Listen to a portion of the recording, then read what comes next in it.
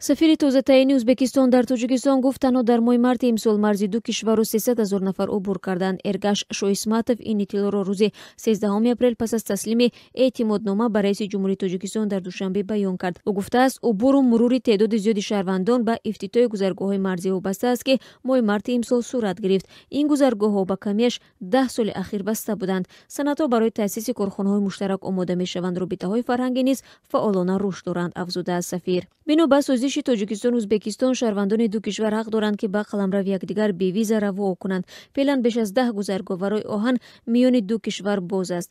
Эргаш Шоисматов дар оғози имсол сафири Узбекистон дар Тоҷикистон таъин шуд ва дар ин мақом Шоҳқосим Шоҳисломовро иваз кард. Вай 67 сол дошта аз соли 1996 то 2001 дар мақоми вазири энергетикаи Узбекистон кор кардааст.